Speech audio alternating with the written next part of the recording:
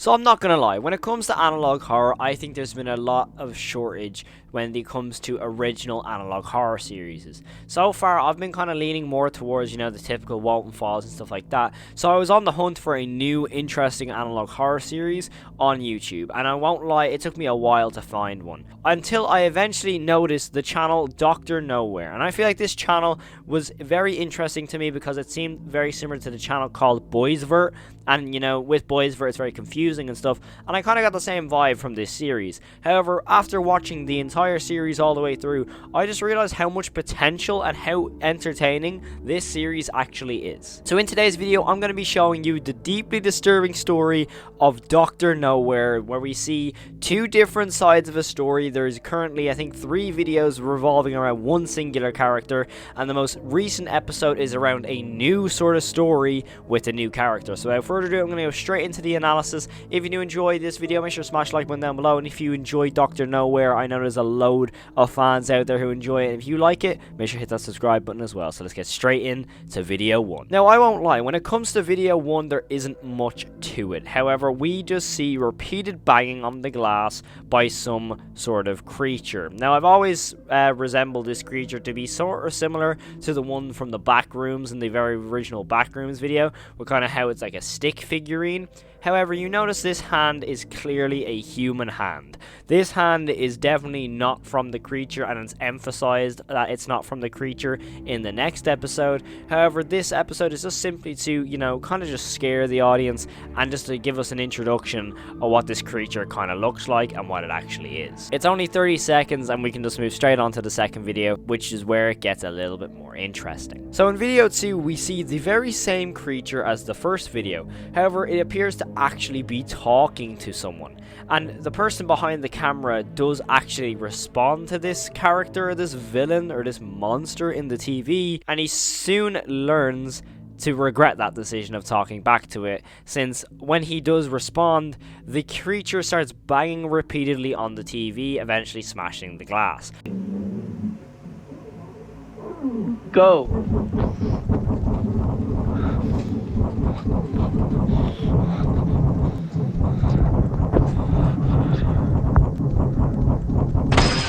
However, we notice that when the character, bashes on the TV, you can clearly see the hands are sort of like sticks. They're kind of like really sharp sticks. So that emphasized that in the first video, that banging on the glass was not the creature, but actually someone in there with him. Once the creature escapes the TV, it becomes extremely violent, and it's safe to say the creature is not the most friendly person out there, as when he finds the character who's hiding in the basement, this happens.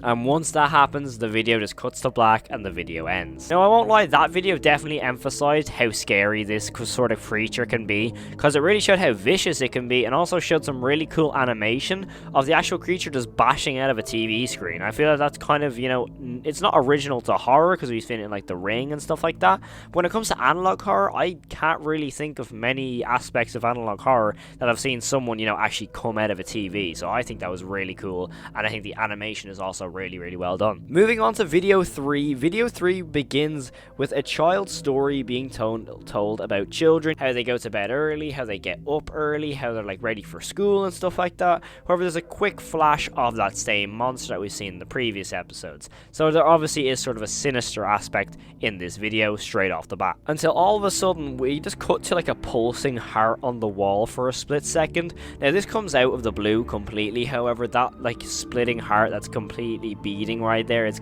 very continuously beating. We definitely get more emphasis on that in the next video. However, it took a while actually for the next video to come out, so we are kind of like stuck on this pulsing heart really, really weirdly because it just comes out of the blue. However, it does get explained in a future episode. We then cut to a chat room where we see two friends clearly talking to each other. However, one seems completely off, as one of the people talking seem very weird in how they're responding, like like there's definitely different like sort of language barriers here. Like it's not full English in a way, when in the past it seems to think that these two people who are friends have actually talked before, so it would be kind of weird how all of a sudden out of nowhere one is just not really able to speak the language all out of a sudden. So when he repeatedly asks for a video call and then actually says the very first video on the whole channel itself, which then repeats itself saying starving.help, and then needs to repeatedly say please video call, please, please, please, please, please. And when eventually this person answers the video call, it's not the greatest of results, I'm not gonna lie.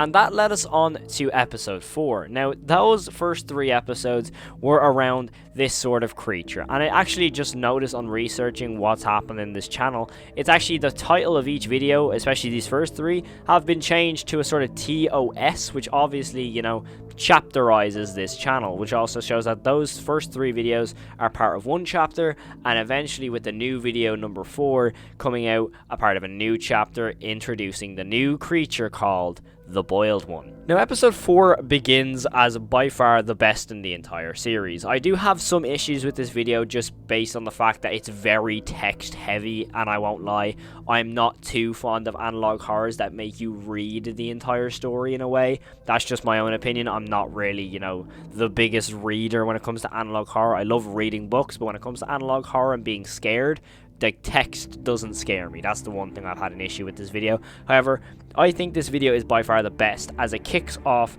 with a warning as we're instructed to wear earplugs, have a pencil, have a paper, and also have a Bible, instantly making us uncomfortable to why we need a Bible, as we're told about a weird thing and a voice to ignore. Now, the fact that we're told all of a sudden to have a Bible, which really introduces some sort of weird elements to it, because I feel like when you introduce like sort of like spiritual stuff into analog horror, it makes me specifically uncomfortable, because I'm like, oh, what am I actually going to be watching here? Because it kind of takes you aback of like, hold on a minute, what actually is going to happen in this video, you know? We're told to write this text. However, if we actually go back, there is a certain flash which says the complete opposite, and we're told to recite the Bible if we hear these voices. Once that sort of introduction video ends, we're told about a documentary about woodland creatures around Pennsylvania. However, the show did stop due to the host dying. We're told about how the broadcast was hacked, and this is what the hackers managed to play. This sort of creature ends up hacking the broadcast, and this starts playing on air.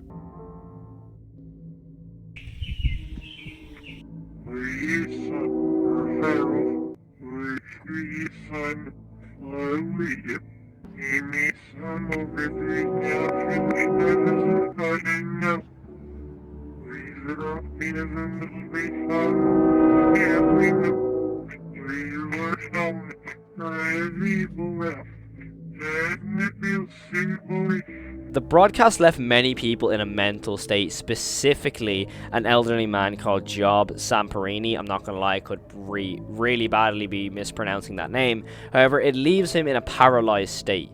However, we see an interview with him as they ask them like what sort of experiences he had, what has he seen, and the room starts to morph around him. However, if you look at from the very start of the video, you can see the outlines of this creature just hiding in the background. And I find that really cool. I love when horror stuff does that. It's my favorite thing to do, where you can actually just find it for yourself.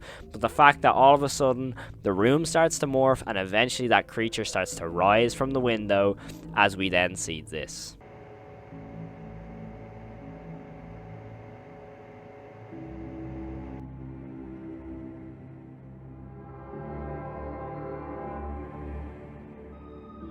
Listen closely. You hear it? You will hear the laughter of thousands as the sky opens up. You will hear the trumpets play their happy sounds. The scourging blood of life will pour down onto us all. Together, we will be still. Together, a feast fit for a king.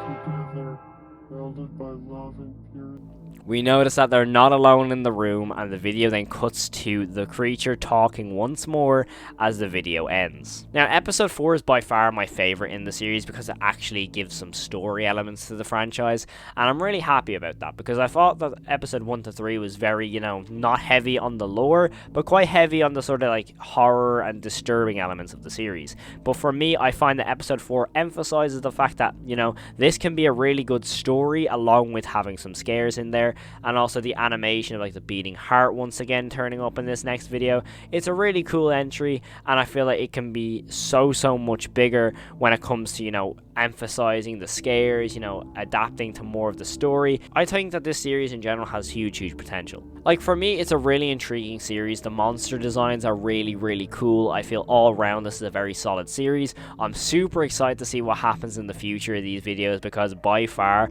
I feel like when it comes to these series is when they come out of nowhere, no pun intended, but I feel like when it come out of nowhere it's super intriguing to see how far they actually go, and I love that because I love seeing series that I've don't have many views. When I see them, all of a sudden I go back a week later, they've blown up, because that's exactly what this channel has. I found this channel quite early, and when the fact that it's all of a sudden like one of the first videos on like I think 400k, the next video, the Boiled One Phenomenon, which is the most recent one, I think is on like 80k right now, and you have the likes of Baz watching it, like that's huge, and I hope the creator continues to make awesome content like this because I'm really intrigued to see how the story gets on, and also it's doing really well for them. So honestly, it's really cool. I really hope Dr. Nowhere continues with this series because I love it so much. And yeah, if you did enjoy this video, make sure to smash the like button down below. Make sure to comment your thoughts on Dr. Nowhere. If you haven't seen the series and you've kind of got a gist of what's going on, let me know your initial thoughts of what you think of the series, because I'd be really intrigued to see what you think just off the top of your head, whether you like it, whether you find it disturbing, whether you find it creepy. And if you're a fan of Dr. Nowhere, make sure to let me know what you think of the series in the comments below. I'd really be intrigued to see how you all think of the series. I personally think it's awesome. But yeah, if you did enjoy this video, again, make sure to like and subscribe if you like anything to do with horror, and as always, have an amazing day and peace. First shot of this episode, Tammy picks this house. Oh, what about that one? Now, if you ask me, that is the, worst house you can pick. It has wallpaper on the outside.